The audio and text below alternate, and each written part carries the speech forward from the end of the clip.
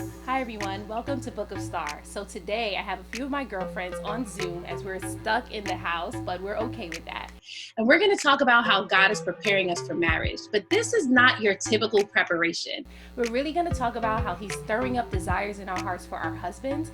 And for a special treat, I also have my friend Carla, who's already married, who's going to share with us her story on how she met her husband. So we're just going to jump right into it. Thank you ladies for joining me.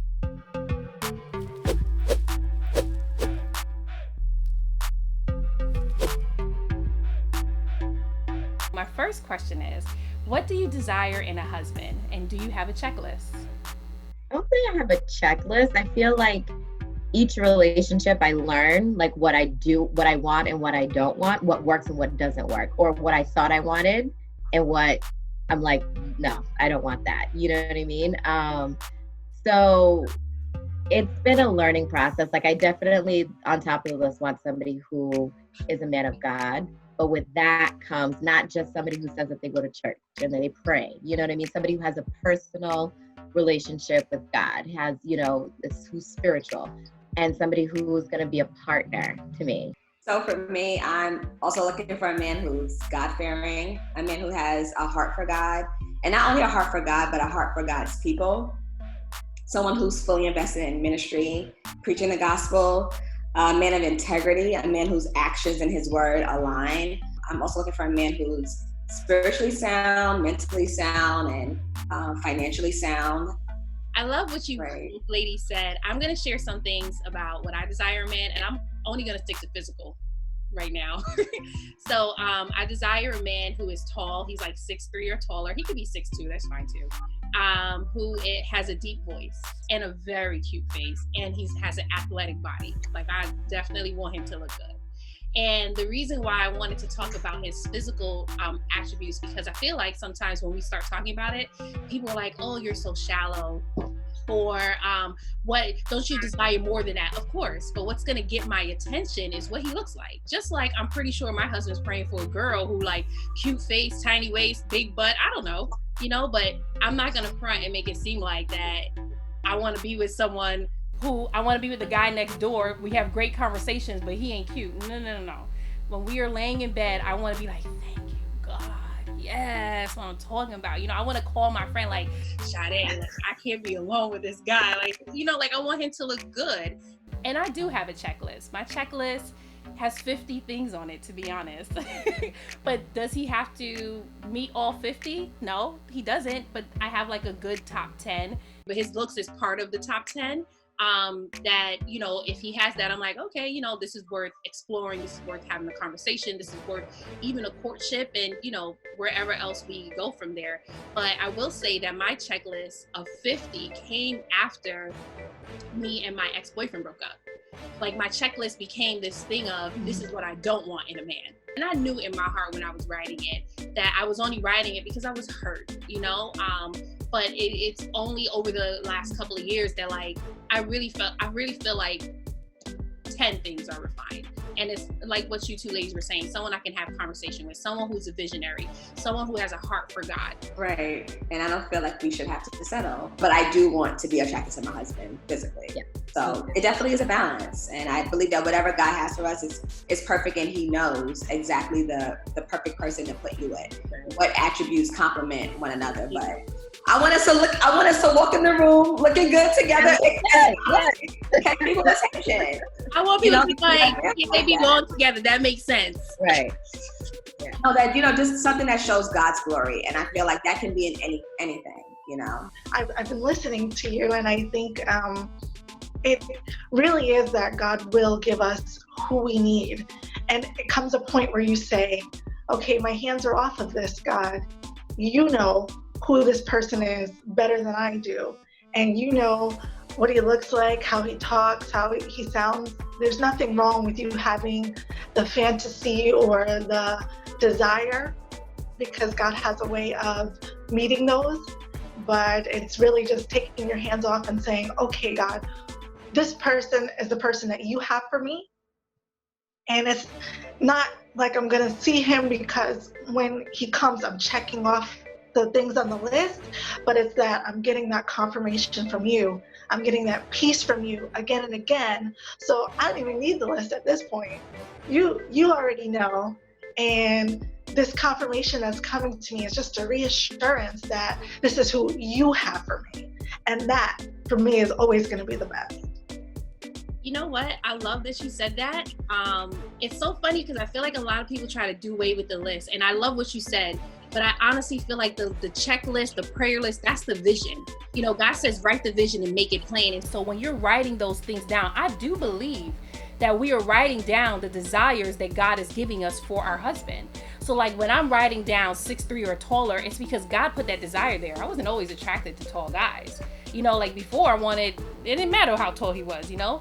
But now it's like 6'3", deep voice. Like, and God was showing me, like, I remember him taking me through this because before I was like, okay, God, I just want a boyfriend. And then I started dating a guy and I was like, okay, I want him to be taller. And then I started dating him, he was tall. I started dating another guy, he was tall. And then he had braids and a tiny voice. And I was like, okay, tall with a deep voice, no braids. And the next guy, that's what he had, you know? And it was like tall, deep voice, no braids, degree. Like he was stirring up those desires and he was showing me like, this is who your husband is. Like I'm preparing you by putting those desires in there. That checklist, that prayer list is the vision. You're writing it down. You're making it plain so that, like you said, Carla, when you do meet that guy, you don't need the checklist because you already know it in your heart. Now he's just confirming what God already has showed you. Yes, I agree. And it kind of reminds me of how when I was looking for my apartment, I remember when I first set out apartment hunting, I didn't know what I was looking for because I didn't really know what was out there. And as I went out to look, I'm like, okay, I don't like this. I like that. And I remember that people would ask me, the realtors, well, what are you looking for? And I would say, I have no idea. But in my heart, I knew what I would like when I saw it. So what God told me to do is you need to write down a vision of what you want. So as I went to different apartments, I would realize, okay, it doesn't have this, it doesn't have that. It doesn't have this, it has that. And I remember almost settling on something that was not exactly what I desired. And then I had to like give it up and say, God, you know, you told me to write down what I wanted, so I'm gonna wait on that. And what God was doing is he was having the people already renovate and build my apartment for me. It was brand new. So they were already working on it, but God just wanted to pull the desire out of me. And when I walked into the apartment, it wasn't even fully finished, but I just knew that it was mine. And as I came back to, you know, see the apartment, I realized this is exactly what I wanted.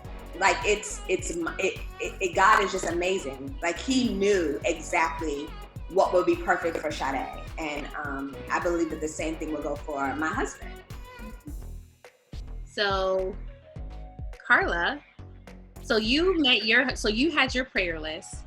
How did you know that your husband was your husband when you met him? I don't know that I did immediately. Like it wasn't something that I knew. Actually, I know I didn't know right away.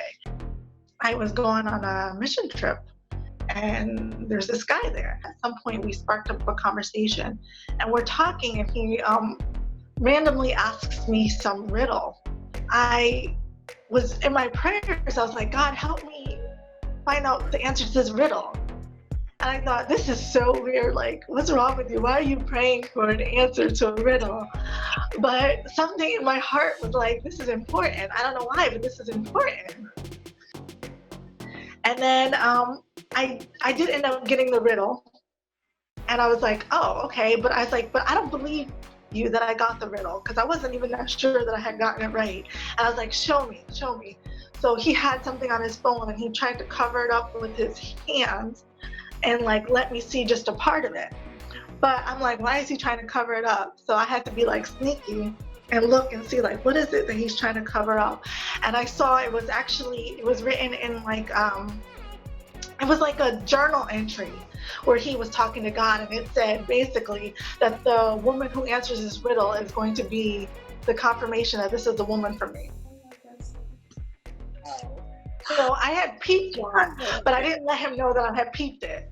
And I was like, you know what? Now I can tell that this guy thinks that I'm the one, but I don't know that I'm the one. So I'm just gonna, I'm gonna wait on my confirmation. So even though we were dating at the end of that drive, I said, you know what? This is moving a little too fast for me. Let's go back to just being friends. Let it go back to where it was. And I felt something strong in me say, that's a mistake. That's a mistake. So he didn't say anything, but I think It might have been 5 minutes later. I was like, you know what? Never mind. Never mind what I said. And 6 months later, we were engaged. I think it's so beautiful though how God plants things, and I think somebody mentioned that. I heard this amazing story not too long ago about a woman who she had been married and then got divorced, but was trusting God that, you know, he would send the right person for her. And then she was sitting down one day just journaling, and she didn't have any kids in her first marriage, and she had said if she does have children, she would love like 2 little girls. The names would be like Madison and Sophia. I don't remember if like that's exactly the names, but something like that. She was like, it's Madison and Sophia. And then she started dating like years later, and then meets this guy, and then he happens to mention the names of his children, and they're Madison and Sophia. And so immediately she was just like, this is it. And they got married and they had a son. And it's so, I love that because it's so interesting. It's like, why would I have that as a desire? Like, why that? Right. Like, why am I desiring a tall guy? Like, that doesn't make any sense to me. There's so many other things out there, like, why am I desiring my kids' names to be? Like, there's so many. And the thing is, like, because God's like, I'm in the details. Like, I'm the one who's putting those desires there. So specifically for Carla, how important was marrying your husband to the ministry God shared with you while you were single? Yes, it was everything. I always, when I talk to women who are single, I always say to them, like, you need someone whose purpose is aligned with yours, and that God does do that. Our ministries are very, they work hand in hand. And I was off doing the ministry that God had put in my heart, and then my husband was doing the same. And then when God brought us together, it took it to another level. That's like confirmation for me, because that's something that I've just felt in my heart, and you just said exactly what God has been showing me as far as the ministry that God has given me, and I understand the importance of doing it with the person that God has for me, and God gave me the vision of that. And like you said, I saw as, yes, I am effective in how I'm doing it now, but I know that there's a greater level and an expansion of the ministry that God has given me that I know will come when my husband comes. It's like we just go up a different level in it. And I've seen that for a while. And it's interesting because I lost sight of that. I really lost sight of that. And when I lost sight of that, I almost was shrinking as an individual in the ministry. And then God reminded me, no, this is what I called you to do. So I need for you to walk in it now, even though you don't see him. Absolutely. Yeah, I totally agree. And actually, I feel like it helps to weed out the counterfeit. Because I remember when I was with my last boyfriend, we were having a conversation and he was sharing with me his vision. Like, he wanted to start a camp so that he could like mentor young kids and young boys and all this stuff. And when he was done sharing it, nothing came to me. I had no way to help it grow. I actually had no desire to help it grow. Like, I just felt like God wasn't even calling me down that track. And they say like women are incubators. You give her an idea and she can produce it, And so for me, it was like, I am literally not even producing your idea. Like, I have no desire to do that. I think that's great, but that's not what God is calling me to do at all. Like, there's nothing wrong with what he was desiring to do, because that's what God was sharing with him. But it let me know that in that moment that we just weren't meant to be. And so I'm pretty sure who I'm going to marry, when he shares with me what his vision is, what the mission is that God has given him, it's going to make so much sense. And I'm going to be like, that's exactly what God has shared with me. So I feel like it's super helpful to weeding out the counterfeit. So I was with somebody and they shared with me like their vision and their dream, and it aligned with mine. And I got so excited. And I was like, oh my God, this is, you know what I mean? Like, this is what I've been waiting to hear. And then, as you said, women are incubators. My mind just starts going like, we could do this and we could do this. And how I guess over time I learned that it was counterfeit, as you say, is that there was no action behind the word. There was no action. You know what I mean? It was just like a bunch of like, yes, let's do this, let's do this. And that just showed me that this person was a great listener and was playing off of like, what I was saying and what my desires were, and played off of that. Absolutely. So that does end our video today. I want to thank you so much for joining me. I am super happy and excited. I feel like if there's one thing that people will get from this video is the importance of not settling. Like, God puts those desires in our hearts for a reason. Like, those desires lead us to our mate, and us with our mate leads us to mission. And I think that is so important. So thank you, ladies, for joining me. Thank you. This is great. So if you like this video, subscribe, share, like, and comment. Let me know your thoughts. I will totally engage with you. And, I just hope that you enjoyed.